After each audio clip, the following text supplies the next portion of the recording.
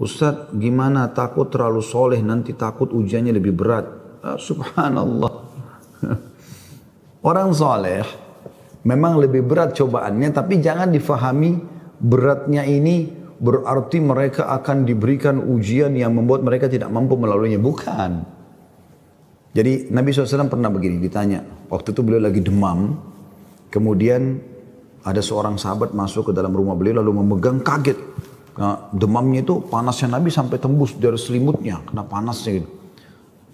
Lalu kata sahabat tersebut, ya Rasulullah, Anda ditimpa demam yang tidak pernah kami melihat demam seperti ini.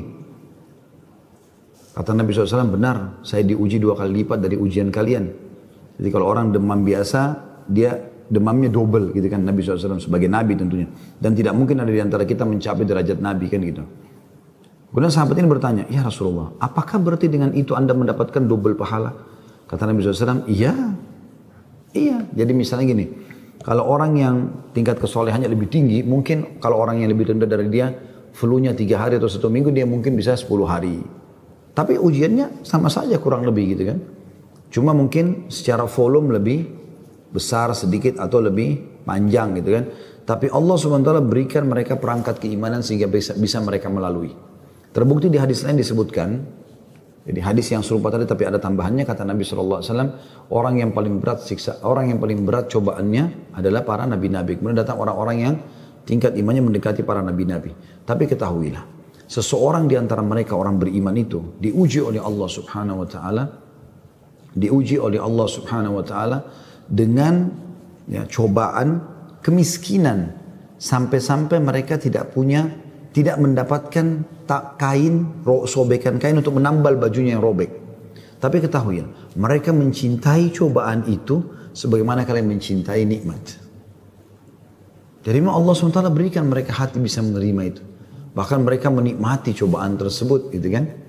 Jadi tidak usah khawatir. Karena menjadi orang soleh dijanjikan banyak sekali diberikan faedah-faedah dan manfaat. Toh cobaan juga akan datang. Baik Anda soleh atau Anda tidak soleh. Tapi orang soleh, Allah Subhanahu wa ta'ala dengan cobaan datang kepada mereka, ingin memangkas umur mereka dalam ketaatan. Maksudnya, jadi orang kalau datang cobaan itu teman-teman pasti lebih terdorong untuk dekat dengan Allah. Lebih mudah menangis, lebih bermunajat, lebih soleh dan solehalah. Berapa banyak orang begitu, diberikan cobaan-cobaan kecil, dia belum sadar. Begitu cobaan besar baru dia sadar. Seperti ada tamparan yang keras. Pada saat itu dia dekatkan diri kepada Allah Subhanahu wa ta'ala. Nah, di situ Allah Subhanahu wa ta'ala seperti memangkas ya, waktu-waktu dia bukan dipotong, maksudnya bukan dikurangi ya.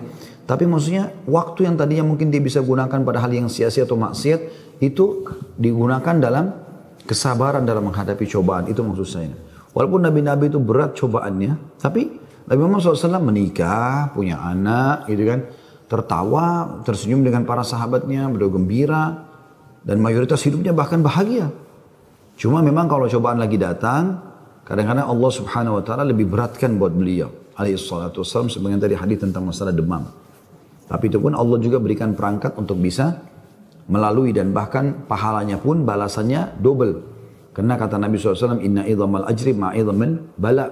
Sesungguhnya beratnya, besarnya kadar balasan sesuai dengan beratnya cobaan tersebut.